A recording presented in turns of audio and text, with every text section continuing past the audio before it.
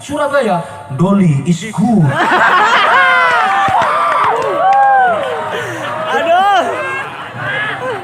Jadi ternyata Doli jauh lebih terkenal daripada Masjid Al-Akbar. Padahal udah tutup loh itu. Ayo coba, malu lah kita. Harusnya kan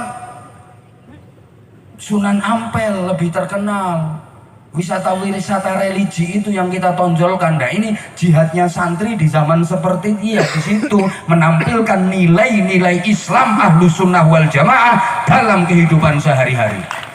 Oh no, bayar aku tuh bengak Allahu Akbar, terus mobil mbok obong, toko mbok bakar, metu nggawa gula, nggawa kopi, nggawa rokok.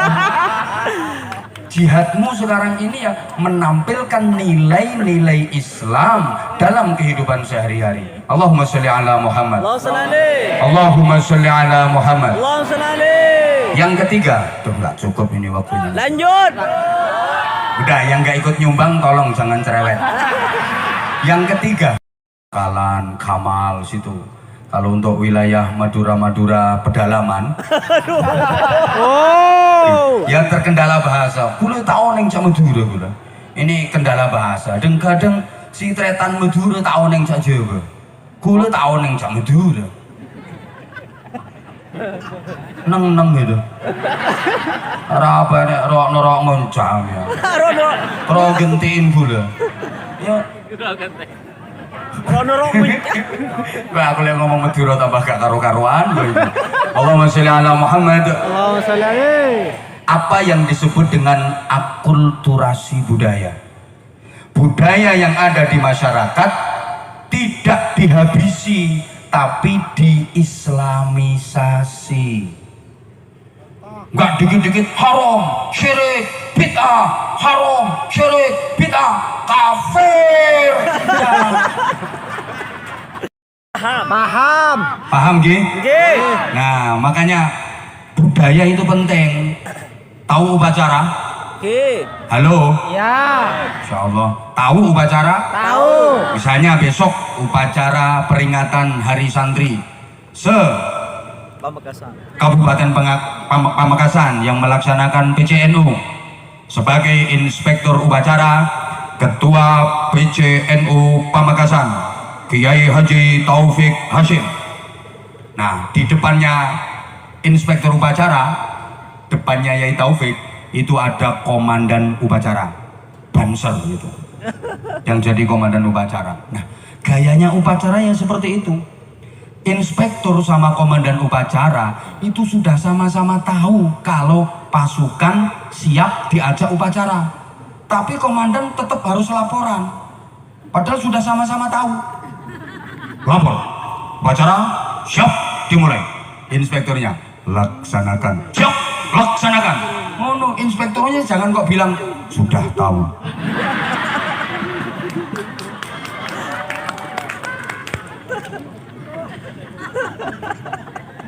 Meskipun ketua PCNU harus mau dibentak-bentak sama Banser.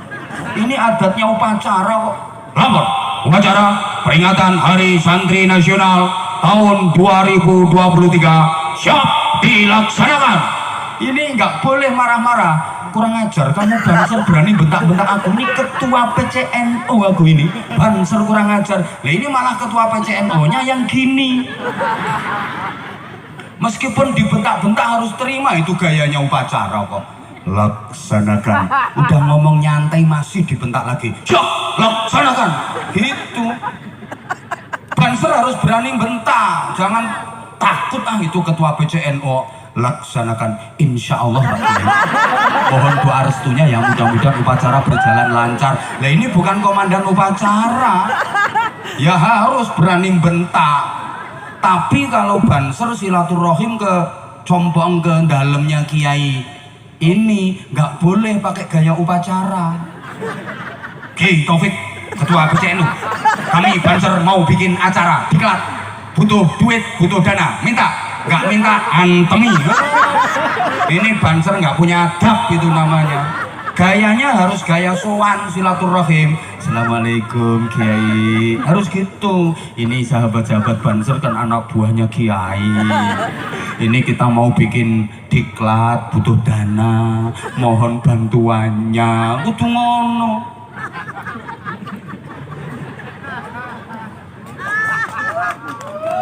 Nah, ini hebatnya NU itu di situ. Lanjut. Jadi kamu nggak takut bentak-bentak kiai kamu? Lanjut. Lanjutnya gak wedi kualat kok. Jadi ini yang dimaksud akulturasi budaya. Maka budaya yang ada di masyarakat nggak dihabisi. Kayak maaf ya, kalau orang tua dulu itu kan suka sesajen. Tahu di Madura ada nggak ya sesajen? Ada. Nah ya itu, motong kambing yang penting cetak Kepala. ya kepala, ojo pala, cetak kok pala. Ngawur ini. Pala jari. Cetak. Saya penting menang oh. Saya penting cetak. Cetak. Tugel ya, putus ya apa? Potong. Hah? Potong. Potong. Yang penting wis bahasa Indonesia aja timbang keliru pala. Yang penting kepalanya putus. Salah lagi. Potong kambing yang penting kepalanya putus. Ya kepalanya.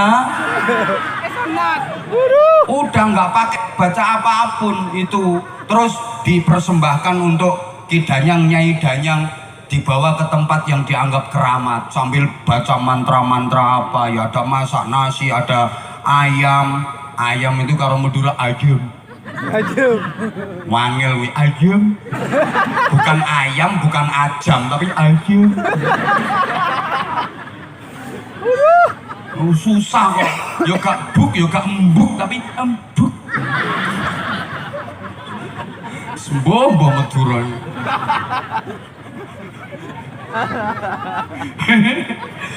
Wong air yo aeng.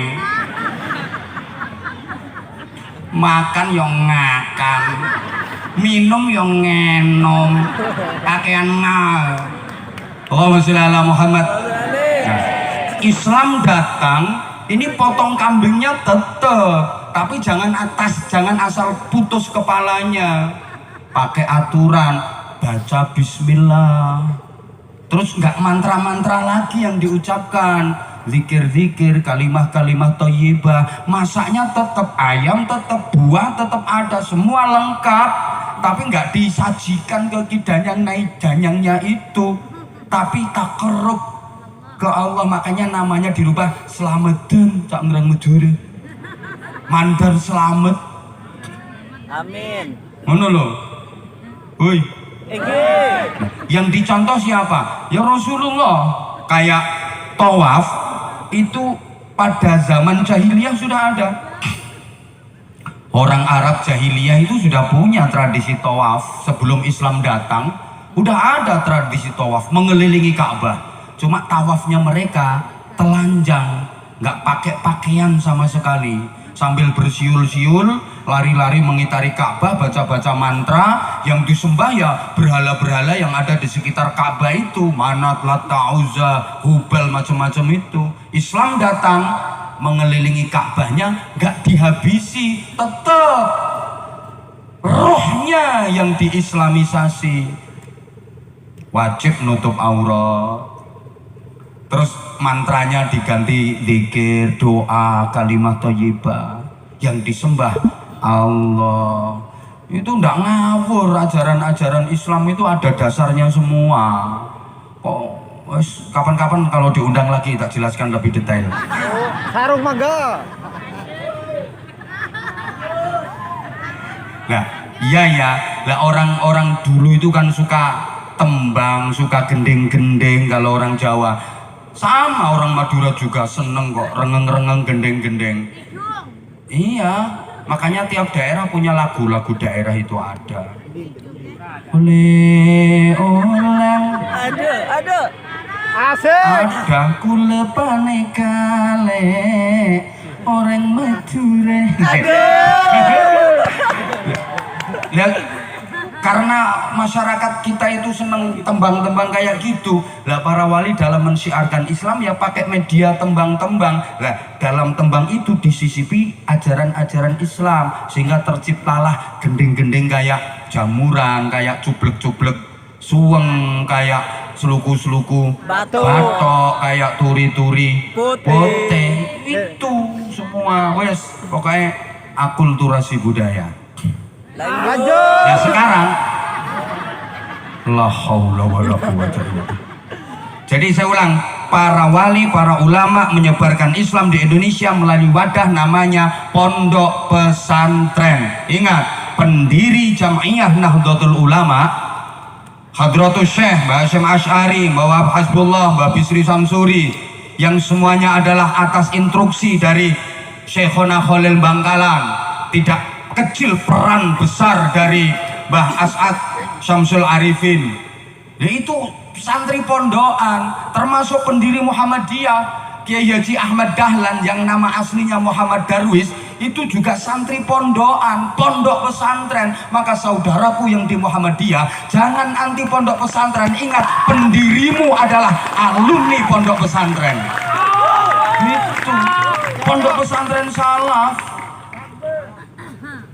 Leres. Ya wes menang sik sedelok. Neng sekejik. Ngatur nafas. Nah, pondok pesantren melahirkan kiai-kiai, melahirkan santri-santri yang berjuang di tengah-tengah masyarakat menggunakan metodenya gurunya. Pendekatan persuasif, merangkul dengan cara yang halus. Makanya kiai itu menjadi ikon di tengah-tengah masyarakat. Sampai masyarakat itu ada masalah apapun, rujukannya ke kiai. Sampai sekarang, apalagi yang Madura. Mondi kiai. Lebih takut kiai daripada Allah. Balik. Orang Madura tak ketineka gitu. Iya, lebih takut kiai daripada Allah. Nggak sholat berani, tapi kalau sama kiai nggak berani. Leres.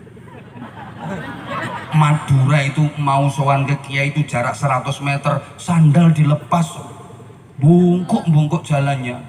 Tuh se-Indonesia itu yang takdimnya paling top sama kiai nomor 1 itu Madura. Madura. Tapi kadang-kadang nggak sholat biasa.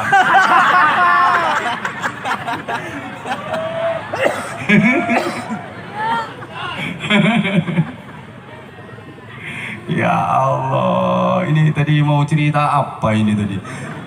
Kiai itu menjadi ikon, masyarakat itu paling bertajuk sama kiai. Makanya kalau menjelang pemilu, pilkada, pilpres, semua sowan ke kiai. Rame pokoknya, caleg-caleg datang, calon kepala daerah datang, semua. Bener, tapi kalau udah jadi kiai ditinggal.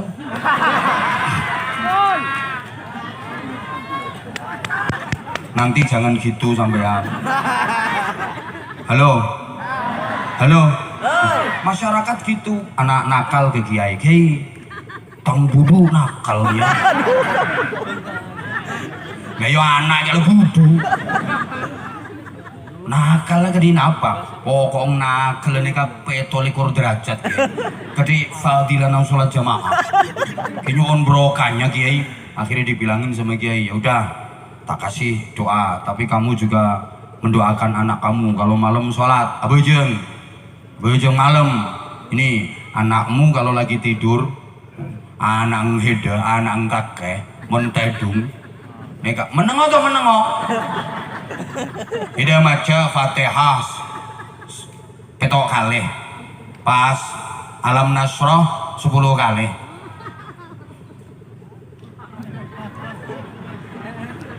Wes pokoknya Fatihah 7 kali, Alam Nasroh 10 kali, wes sebulno bun-bunane. Sebut namanya siapa? Itu kiai. Neka otang neka kiai. Otang nompok kiai. Kiai neka bektona etagi sareng orangnya kiai. Kiai nyuwun doa kan orangnya kelopain kiai. Diminta doa supaya orangnya lupa. Dibilang Kiai, gampang. Bacakan ayat kursi. Senapa kali Kiai? 100 kali tanpa nafas. Aduh, mate Kiai. Nje. Pokoknya peto kali. Nah, nanti pas ayat mandalladzi yashfa'u indahu, baca saya langsung. Ki bayangkan wajah orangnya. Mandalladzi yashfa'u indahu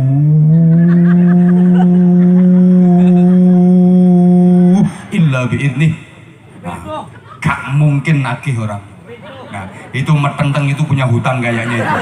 Mau praktek itu kayaknya itu. Biar nggak ditagih itu. Dulu apa-apa ke Kiai. Kiai, tang raja Kiai, tang bine, berapa? Cerewet. Istri cerewetnya minta ampun, minta doa Kiai. Doa apa? Ya doa saya gini kebi bungkem colong reng bine.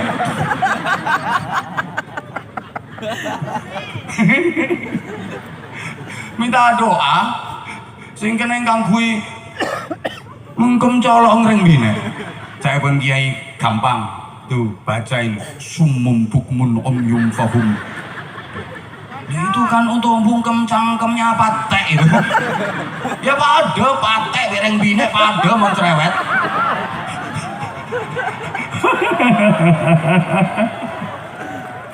Ya Allah.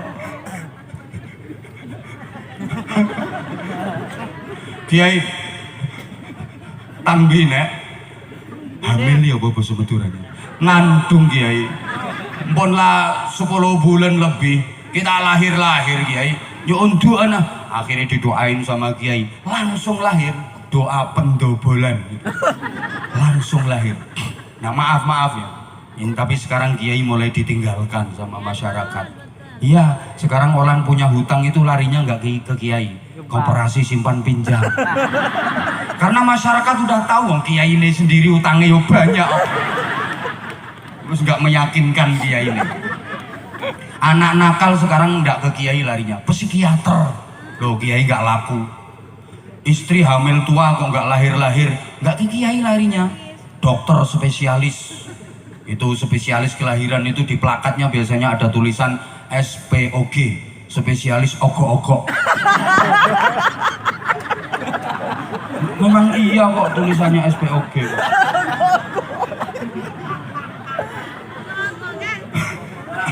Kiai sekarang udah mulai ditinggalkan sama masyarakat, maka jangan salahkan kalau ada kiai jadi tim sukses.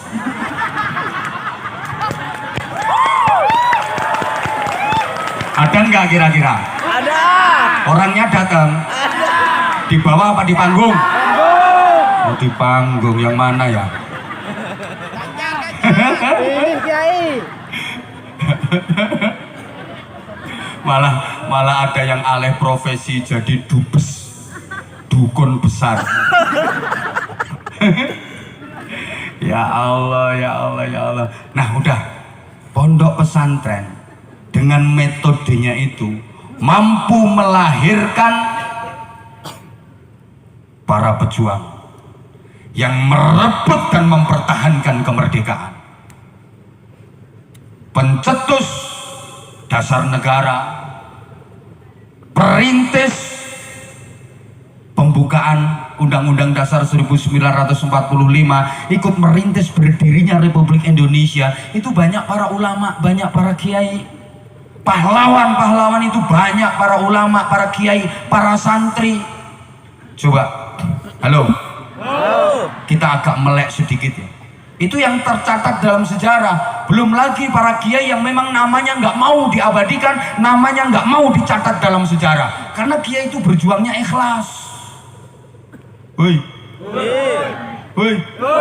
tuh, pahlawan nasional itu banyak yang kiai.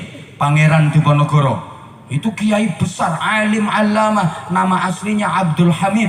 Beliau hafal Quran dan menguasai qiraah sab'ah. Alim, makanya juban, pakai surban. Lukisannya itu fotonya Pangeran Diponegoro kan, juban, pakai surban. Kiai, Apa pernah ngeliat fotonya Pangeran Diponegoro pakai helm? Itu Satria Baja Hitam itu. Masa Diponegoro pakai helm? Kiai itu, ada Kiai Mojo, ada Kiai Sultan Hasanuddin. Loh, yang dari Madura itu siapa itu? Trunojoyo. Loh, santri itu. Terus lagi ada Kiai siapa? Ya banyak, Kiai Imam Bonjol, ada Kiai Tengku Umar yang dari Aceh itu berjuang melawan Belanda sama istrinya dua, satu Bunyai Cut Nyakdin, satunya Bunyai Cut Mutia. Bunyai ini ada lagi tapi mardut Bunyainya, Cut Tari, Cut Keke, Cut Meriska ini. Bunyai mardut itu. Apal Kiai banyak. Panglima Besar Jenderal Sudirman, wah itu kepala madrasah diniyah itu. Panglima Besar Jenderal Sudirman itu santri tulen, kepala madrasah diniyah. Kalau kita napak tilas perjuangan gerilya Jenderal Besar Panglima Jenderal Sudirman, itu di setiap tempat istirahatnya selalu ditemukan gerabah tempat air untuk wudhu beliau. Karena Jenderal Sudirman itu punya wadhifah istiqomah puasa Senin Kemis, sampai pun dalam peperangan, sampai pun dalam kondisi sakit kritis perang, tetap puasa Senin Kemis. 2, beliau selalu sholat di awal waktu dan berjamaah. 3, beliau daimul wudhu, nggak pernah batal wudhu. Jadi itu cikal bakal TNI Polri itu santri. Sekarang jadi TNI Polri itu cikal bakalnya santri. Tepuk tangan dong untuk santri. Nah, makanya kalau kita mau jujur, lo TNI itu terbentuk kapan? 1945 bulan Oktober, Indonesia sudah merdeka, TNI baru terbentuk. Lebih tua Banser. Banser 1937 sudah lahir, dibentuk untuk melakukan perlawanan terhadap penjajahan, merebut dan mempertahankan kemerdekaan. Makanya Banser itu kakaknya TNI, sehingga ngalah, nggak mau bayaran biar diterima adiknya saja. Wes kakak ngalah nih kak, pokok gaji kasih tangalek, kakak ngalah. Makanya dorengnya sama, yang nggak sama bayarannya, malah bintangnya lebih banyak Banser. Lo TNI itu bintangnya mentok 4, itu jenderal. Ada jenderal besar bintang 5, sedunia cuma berapa orang. Banser bintangnya 9. Di atas obat sakit kepala. Obat sakit kepala bintangnya cuma 7. Nah, itu Buyer bintang 7 itu. Banser bintangnya 9. Kakaknya TNI, makanya TNI kalau ketemu Banser harus hormat sama kakak. Hidup Banser, hidup Banser. Seragamnya ganti sing anyar.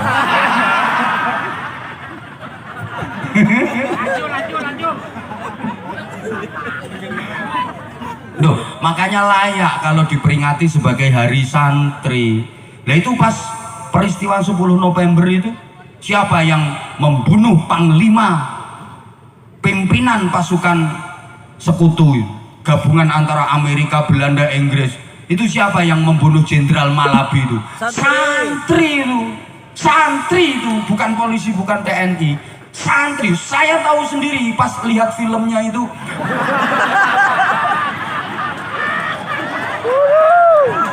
Nah, film kan fakta sejarah wiwek. Fakta sejarah kok. Nah, saya tahu sendiri ya, aku ya belum lahir tuh. Nah, itu yang membunuh Jenderal Malabi pimpinan tentara sekutu itu siapa? Santri. Makanya pantas kalau diperingati ada hari santri nasional. Terima kasih Pak Presiden atas apresiasi dan penghargaan ini. Loh, kenapa kok peringatan hari santri bukan peringatan hari kiai? Nah, kalau ada peringatan hari kiai nanti ada peringatan hari maknyek, ada peringatan hari lora. Nanti bukan cuma kiai yang minta diperingati harinya, lora minta diperingati. Peringatan hari Gus, peringatan hari Neng, peringatan hari lora, peringatan hari maknyek. Semuanya minta hari nanti. Ya peringatan hari santri lebih umum, kok bukan hari kiai? Ya kalau kiai pasti santri, tapi santri belum tentu bisa jadi kiai. Kalau kiai sampai pun sudah jadi kiai, tetap berjiwa santri, tetap santri.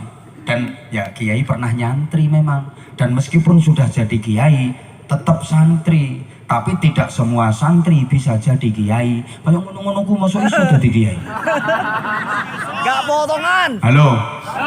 Ya kayak ada peringatan hari buruh, tapi nggak ada peringatan hari majikan. Kalau majikan rata-rata pernah jadi buruh, tapi buruh belum tentu bisa jadi majikan. Ada peringatan hari anak, tapi nggak ada peringatan hari orang tua. Semua orang tua pernah jadi anak. Kalau anak belum tentu sampai jadi orang tua. Paham? Paham. Makanya dulu betul itu ada peringatan hari ibu, nggak ada peringatan hari bapak. Sekarang ikut-ikutan ada peringatan hari bapak. Yang bener ya nggak ada. Karena kalau bapak dilahirkan oleh ibu, ibu tidak dilahirkan oleh bapak. Gitu. Ibu lebih hebat daripada bapak kok. Makanya ibu kalau lagi hamil, kerja di pabrik, kerja dimanapun, boleh ambil cuti hamil. Tapi bapak nggak boleh minta cuti menghamili.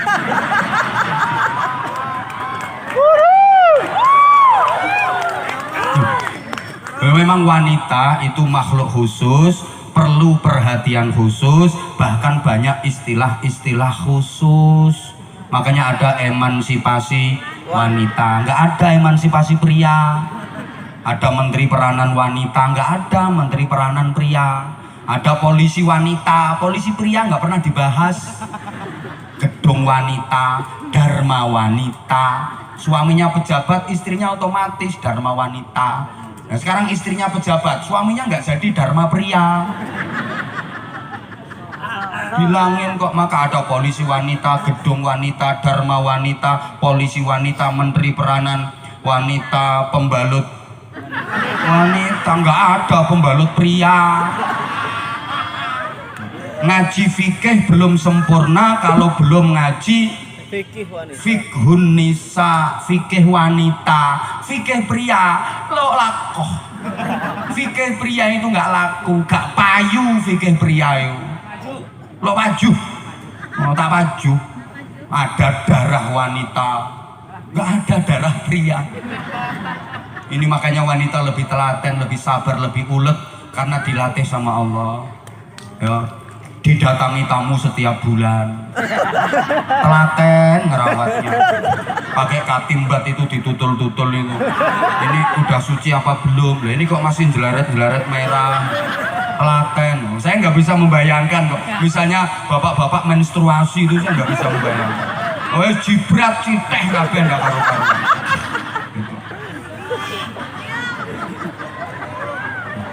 Loh sampai wanita, maaf, Islam mengangkat harkat wanita itu luar biasa.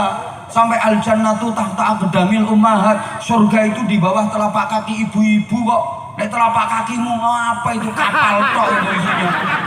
Telapak kaki ibu-ibu, bagus atau buruknya negara itu yang menentukan. Beliau Ki Hajar Dewantara mengatakan, tolong Paduka Presiden yang mulia, jangan pernah menomorduakan sekolah-sekolah agama, madrasah-madrasah, jangan pernah menganaktirikan pondok-pondok pesantren. Cocok. Karena lahirnya republik ini, peran besarnya adalah para ulama, para kiai dengan pondok pesantrennya. Nah iya toh, pondok pesantren melahirkan kemerdekaan. Kemerdekaan melahirkan sekolahan sampai perguruan tinggi. Jadi sekolahan perguruan tinggi itu cucunya pondok pesantren.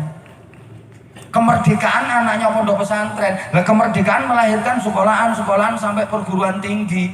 Itu cucunya pondok pesantren. Lu bener loh.